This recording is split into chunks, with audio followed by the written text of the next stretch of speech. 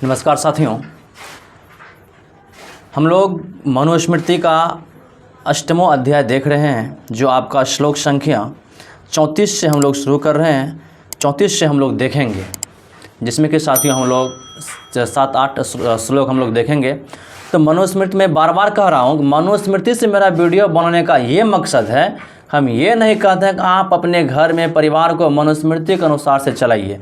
मेरा कहने का मतलब ये है कि इस समाज में जिस प्रकार से हम लोगों के ऊपर, महिलाओं के ऊपर मनुस्मृति जब लागू था, तो उस समय से किस प्रकार से अत्याचार होते हुए आ रहा था, इन सभी बातों की चर्चा हम लोग इस वीडियो के माध्यम से देखते हैं।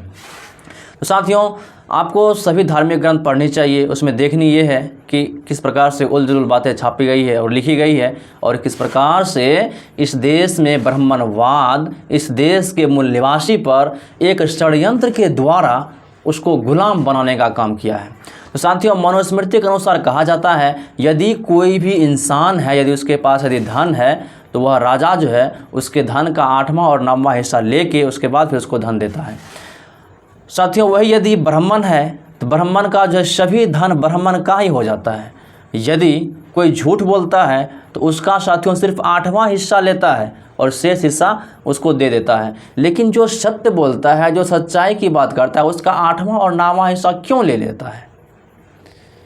तो इस प्रकार से साथियों, मनुस्मृति के द्वारा हम लोगों पर अत्याचार किया हुआ जो आ रहा है, ब्राह्मणवाद, पाखंडवाद और मनुवाद विचारधारा के व्यक्ति, उनकी खुलासा हम लोग इस वीडियो के माध्यम से करते हैं। चलिए साथियों, यदि आप लोग मेरी वीडियो पहली बार देख रहे हैं तो आपसे यह निवेदन है, आप मेरी वीडियो को लास्ट तक देखिए, तभी आप लोगों को समझ में आएगा। चलिए साथियों, आगे बढ़ते हैं। मामायमिति ये ब्रूयात्रिधिम सत्येन मानवा तस्यादित षड्भागम राजा द्वाद समेव। साथियों, जो मनुष्य सच्चे प्रमाण के साथ कहे कि यह मेरा धन है, तो राजा उस धन का 8वां या 12वां भाग लेकर शेष उसे दे देता है। यदि आप सच्चे मन से कहिएगा कि यह धन मेरा है, तो राजा जो साथियों उस समय आपका 8वां और 9वां हिस्सा लेके शेष बचा हुआ धन आपको लौटाएगा।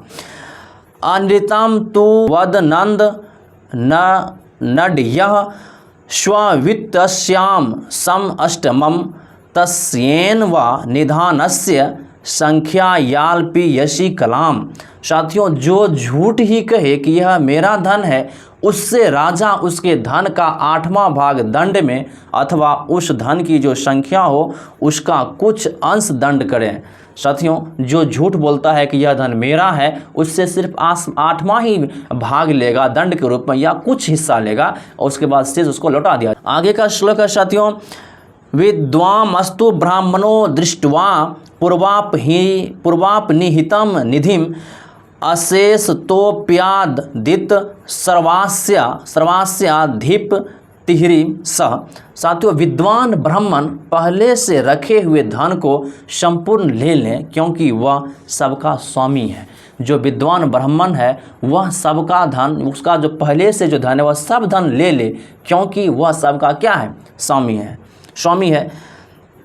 यम तु पश्येत्रिधिम राजा पुराणाम निहितम छितो तस्माद्विजेभ्यो तत्वा धर्मम कोशे प्रवेशयेत।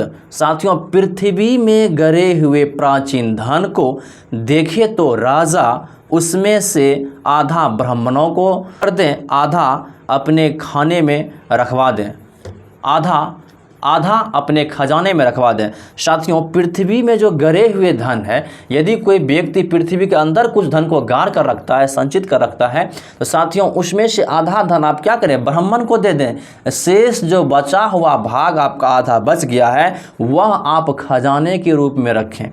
आगे का है श्लोक साथियों, निधि नाम तो पुराना नाम धातु नामेव च छितो अर्धभाग्रक्ष नाद्राजा भुवेर्धि परहितम।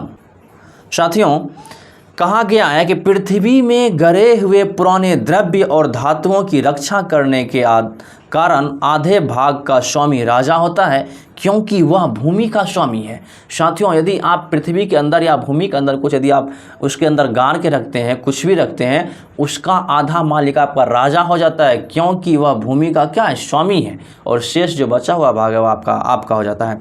आगे का श्लोक है साथियों, दातव्यम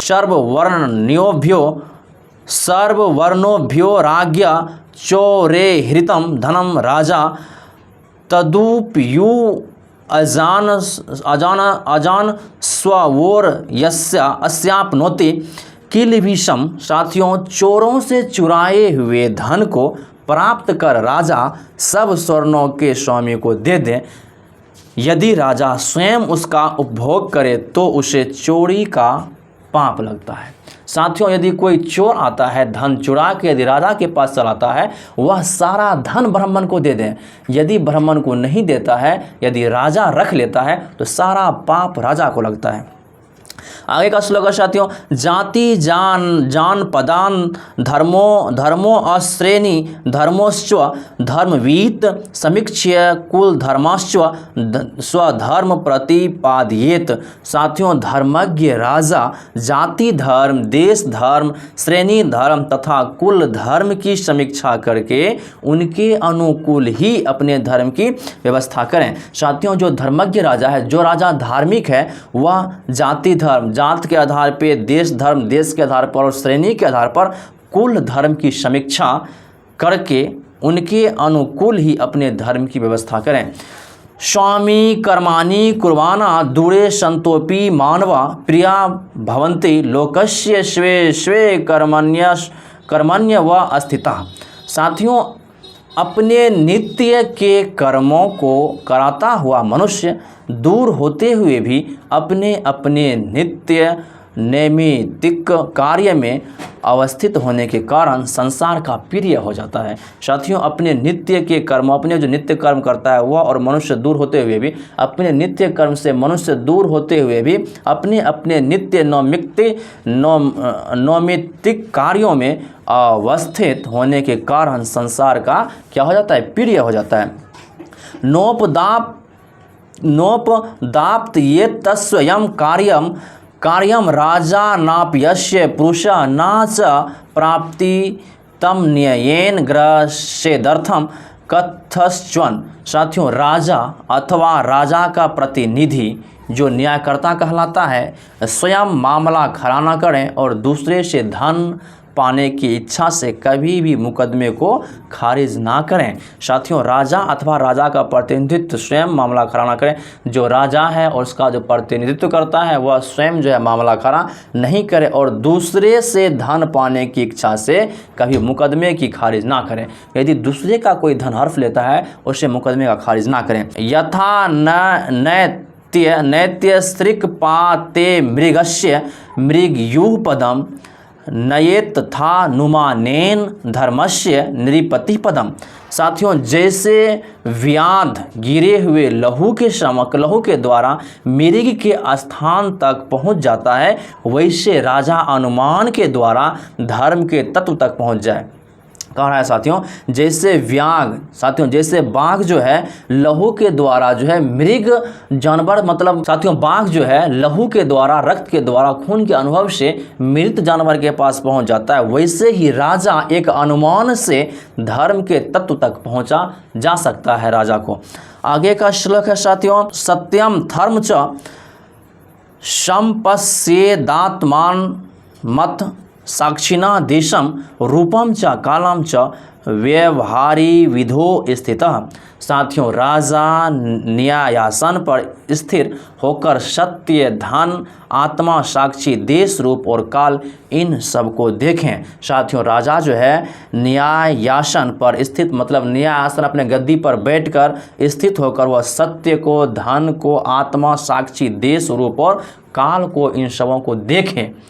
तो साथियों, यदि आपके पास जो धन है, यदि आप सच्चाई से यदि आप बता देते हैं मेरे पास धन है, तो आपका 8वां और 9वां हिस्सा धन आपका जो है दान के रूप में ले लिया जाता है, दंड के रूप में, और शेष आपको लौटा दिया जाता है। यदि कोई चोर यदि चोरी करके धन लाता है तो राजा उसको नहीं रखता है, उसे एक ब्राह्मण को दे दिया जाता है। साथियों, यदि कोई भी ब्राह्मण अपने सच यदि बता दे कि मेरे पास इतना धन है, तो वह धन ब्राह्मण का हो जाता है, उसमें राजा का कोई हक नहीं है। तो साथियों, किस प्रकार से इस देश में ब्राह्मणवाद, मनुवाद और पाखंडवाद इतना चरम पे छा गया था और अभी भी है साथियों, अभी भी कुछ रुकने का नाम नहीं ले रहा है। जब तक इस देश के लोग शिक्षित नहीं होंगे, संगठित नहीं होगा और संघर्ष नहीं करेगा, तो कुछ होने वाला नहीं है। शिक्षित होने का मतलब सिर्फ पढ़ा लिखा नहीं है। शिक्षित होने का मतलब ये होता है आप सच को सच और झूठ को झूठ बोलने का हिम्मत रखते हैं। तो मिलते हैं साथियों फिर नेक्स्ट वीडियो में। जय भीम, जय संविधान, नमो बुद्धाय, जय मूल्यवासी।